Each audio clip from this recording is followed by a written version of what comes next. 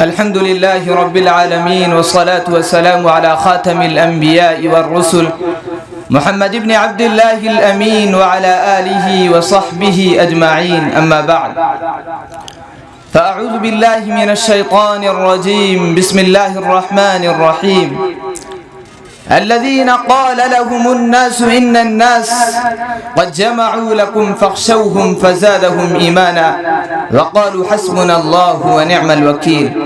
وقال الله تعالى: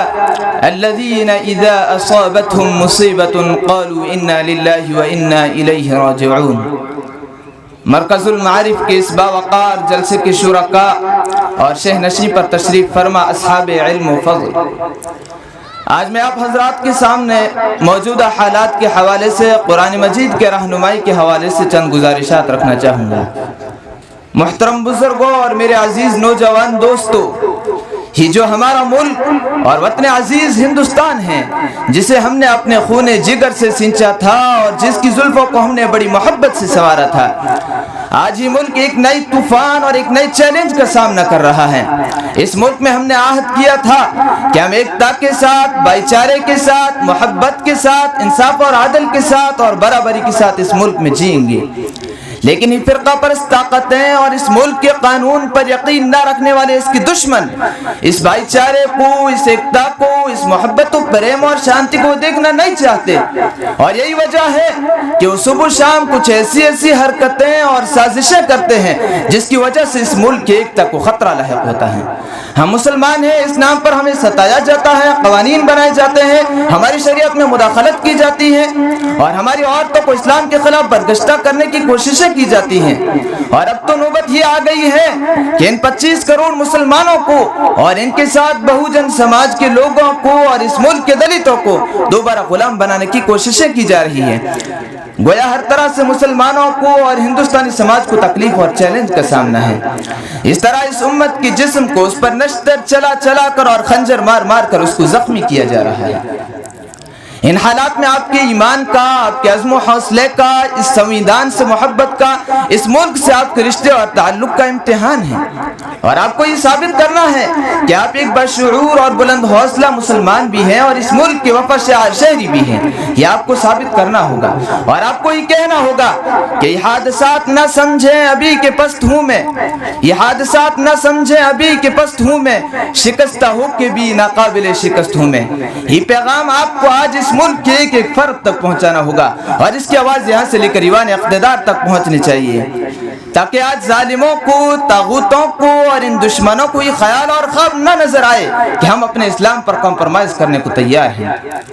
سب سے پہلا پیغام قرآن مجید جو ہمیں آج کے حالات میں دیتا ہے وہ یہ ہے کہ اللہ تبارک و تعالی نے فرمایا: یا ایھا الناس انا خلقناکم من ذکر و انثی وجعلناکم شعوبا وقبائل لتعارفوا ان اکرمکم عند اللہ اتقاکم.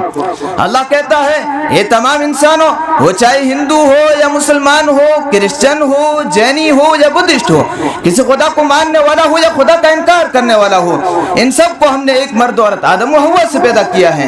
گویا دنیا میں جتنے انسان ہیں، کسی رنگ و نسل سے ان کا تعلق ہو، کسی دھرم اور ذات سے ان کا تعلق ہو، وہ سب کے سب ایک خاندان اور ایک پریوار کے سدسیہ ہیں. ان میں آپس میں بھید بھاؤ نہیں کیا جا سکتا، ان میں کسی کے ساتھ ظلم و زیادتی نہیں کی جا سکتی. ان میں اگر ایک کو تکلیف ہو تو اس پورے انسانی سماج کے ہر فرد کو تکلیف محسوس ہونی چاہیے.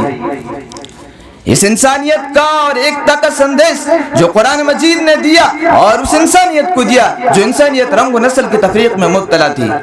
آج سے پہلے جب قرآن مجید نازل ہوا تھا اس وقت انسانی برابری کا، انسانی ایکتا کا کوئی تصور دنیا میں نہیں تھا. جو یہودی تھے وہ اپنے آپ کو بڑا سمجھتے تھے اور وہ یہ سمجھتے تھے کہ دنیا کے جتنے لوگ ہیں وہ چرند و پرند کی طرح ہیں اور جانوروں کی طرح ہیں اور ان کو اس لیے پیدا کیا ہے کہ وہ یہودیوں کے غلام بن کر ان کی خدمت کریں گے. اور اسی طرح ملک ہندوستان میں بھی چند ہزار سال پہلے کچھ لوگوں نے ایک قانون بنایا تھا. وہ یہ تھا کہ کچھ لوگ برہمن ہوں گے، کچھ اعلیٰ ذات کے لوگ ہوں گے اور ان کے نیچے جتنے لوگ ہیں وہ سب کے سب ان کا بوجھ اٹھانے کے لیے، ان کی گلیوں میں جھاڑو لگانے کے لیے، ان کی گندگی صاف کرنے کے لیے اور ان کے کام کاج کرنے کے لیے پیدا کیے گئے ہیں. لیکن جب قرآن آیا، آقا جناب رسول اللہ صلی اللہ علیہ وسلم آئے تو انہوں نے ان تمام حد بندیوں کو توڑ دیا اور کہا: الخلق عیال اللہ، تمام کے تمام انسان وہ چاہے گورے ہو یا کالے ہو، کسی علاقے سے ان کا تعلق ہو، کسی دھرم اور ذات کو ماننے والے ہو اور کسی بھاشا پہ بولنے والے ہو، اس سے کوئی فرق نہیں پڑتا، وہ سب کے سب اللہ کے بندے ہیں، اللہ نے انہیں پیدا کیا ہے اور ان کے ماں باپ ایک ہیں، ان میں آپس میں بھید بھاؤ نہیں کیا جا سکتا، ان میں کسی کے ساتھ ظلم و زیادتی نہیں کی جا سکتی اور ان میں آپس میں فرق نہیں کیا جا سکتا۔ وآخر دعوانا الحمدللہ۔